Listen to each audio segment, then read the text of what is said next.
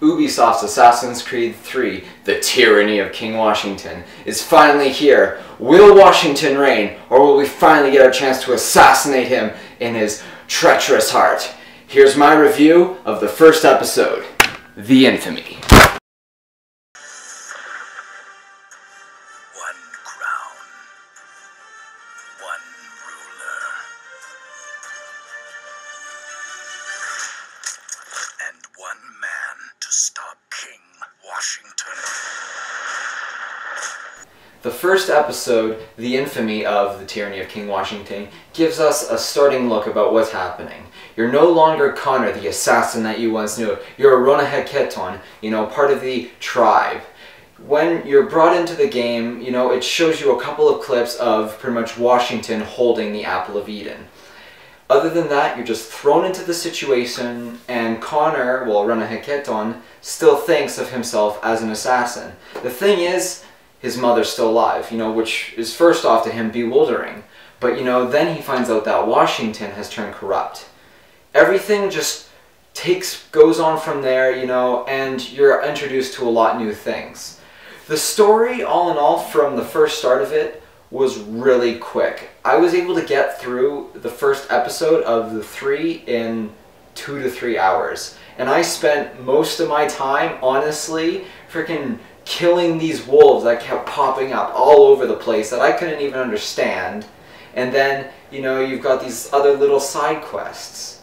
Really, they did a poor job of bringing this up. And for the fact of it being around 800 Microsoft points right at the start, I wish I could have gotten a little bit more content for what was given. You're given 8 new achievements, a couple of new quests where you have to save villagers, save convoys and everything, but that's pretty much it. And you will find them all over this little map.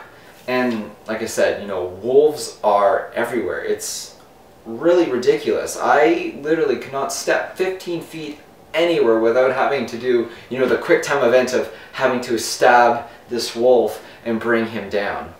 Going into the gameplay, they really need to bring it up. I really didn't like the gameplay in the original in Assassin's Creed 3 with how it was brought up with trying to break the person's defense and everything, and it's still just as hard with how it is. I wish they would have spent some time making it a bit, I guess, easier to kill them. But I mean, you're a freaking assassin. You should be able to just take these guys down in 1 or 2 hits tops. They should be better than this than having me spending 15 minutes trying to deflect this one guy's attacks and get him so I can, stab him about 6 times until he finally goes down.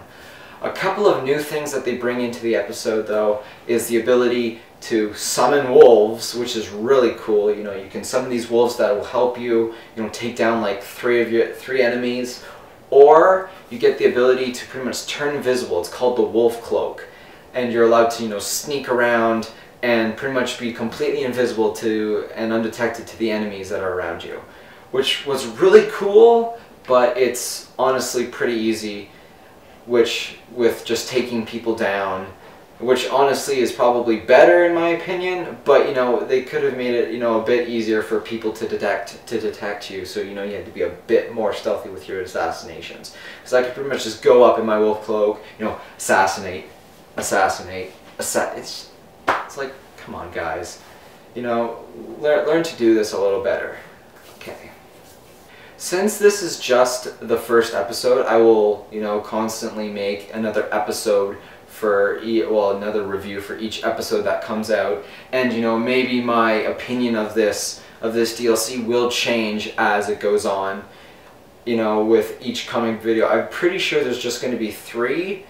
But honestly, if they are that short as it was in the first episode, I don't know if I'm going to want to pay 800 Microsoft points. I think it'd be much easier to probably buy the Seasons Pass for that very reason. Because by the time you get up to the 3rd episode, you're already at 2,400 Microsoft points, and I think it's like 25 for the whole freaking Seasons Pass. So maybe when the third episode comes out, they will lower the prices of them all, but still, you know, it's just a little too expensive for a DLC so small. I was expecting much more. A couple of cool things that were about it, other than, you know, the gameplay, was, you know, Washington is a real badass. You know, he freaking, right at the start, you know, he pretty much just shoots you twice, stabs you, you know, and he's like, oh, I'll go for good measure, you know, I just wanted to get rid of this guy. But, you know, you can't really kill off the main character right like that, so whatever. But, you know, Connor's still the little, pardon my French, bitch throughout the whole thing. You know, he gets captured. You know, I'm like, you are an assassin, you know. You know, Assassin's Creed 3, I was expecting, you know, crazy shit, you know, all this stuff, and, you know, Connor should not be captured and freaking just knocked out just like that. You know, I wish there was a bit more. Yeah, bringing it up with the story and everything, you know, they could have done a little bit better with bringing it into it. You know, I'm sure that it'll become a lot more, you know, understanding as it goes on. With the gameplay and the story and how much it costs, I'm going to have to give this first episode a 5 out of 10. You know, I really hope that they can do more, and I think that they're definitely going to improve on the story as it goes on. But for right now, you know, they needed to put in a bit more.